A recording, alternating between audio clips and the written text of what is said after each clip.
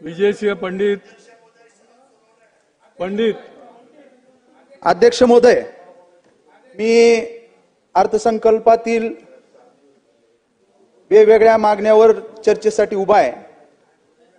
पाणी पुरवठा व स्वच्छता विभागाच्या अंतर्गत आपण राज्यामध्ये आणि देशामध्ये जे काही जल जीवन मिशन ही योजना आणली, घर घर जल हे आपलं त्याच्यामधनं एक धोरण, हे केंद्र सरकारचं आहे, माननीय मोदी साहेबांचं ते एक दृष्टिकोन आहे। अध्यक्ष महोदय, या जल जीवन मिशन अंतर्गत गेवराई तालुक्यातील 192 गावासाठी 172 कोटी रुपये किमतीच्या 177 नळ पाणी पुरवठा मंजूर करण्यात आलेले आहेत।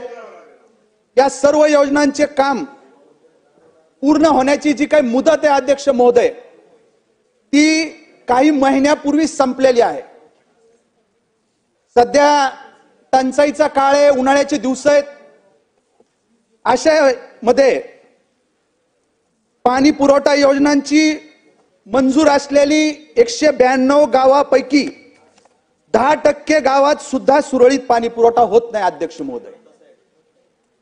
वॅपकॉस सारखी जी काही तांत्रिक सेवा पुरवठादार कंपनी आहे आणि संबंधित विभागातील अधिकारी यांच्या संगनमताने अध्यक्ष महोदय, शासनाचा कोट्यावधी रुपयांचा निधी अक्षरशः पाण्यात वाया गेला असं म्हणावं लागेल।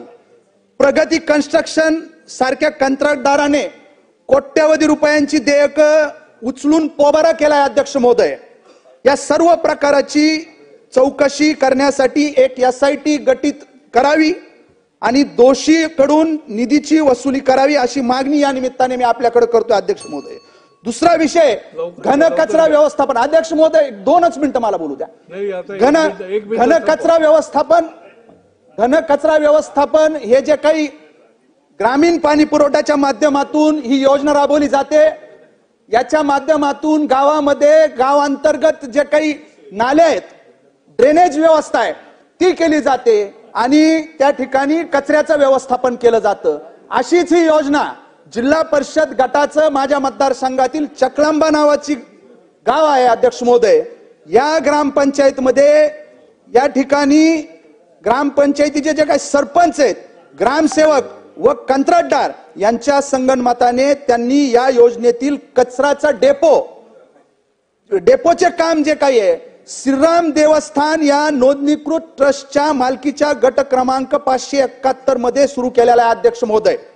वास्तविक अतिक्रमण दूर करणे हे काम ग्रामपंचायतीने केलं पाहिजे। असं असताना चकलांबा ग्रामपंचायतीनं श्रीराम देवस्थानच्या जमिनीवर अतिक्रमण करून कचरा डेपोचे काम सुरू केले आहे। या जागेच्या जवळ शाळा आणि महाविद्यालय असल्यामुळे विद्यार्थ्यांच्या आरोग्यावर या कचऱ्याचा अनिष्ट परिणाम होईल अशी तक्रार देवस्थानच्या ट्रस्टीसह लोकप्रतिनिधींनी केलेली आहे, मात्र त्याची प्रशासनाने कुठलीही दखल घेतली नाही। या ग्रामपंचायतीचा कारभार आपल्या सरकारमधील तथाकथित अध्यक्ष महोदय सुपर क्लास 1 अधिकारी म्हणून त्या ठिकाणी असणारे हक्कत आहेत। अधिकारी अशी मिलीभगत सुरू असल्यामुळे राम राज्यामध्ये श्रीराम सुद्धा चकलांब्यामध्ये त्या ठिकाणी सुरक्षित नाहीत, अशा पद्धतीची अवस्था त्या ठिकाणी आहे। त्याच्यामुळे या गोष्टीची त्या ठिकाणी दखल घेऊन अध्यक्ष महोदय याची चौकशी करावी आणि कारवाई करावी एवढीच विनंती करतो। धन्यवाद।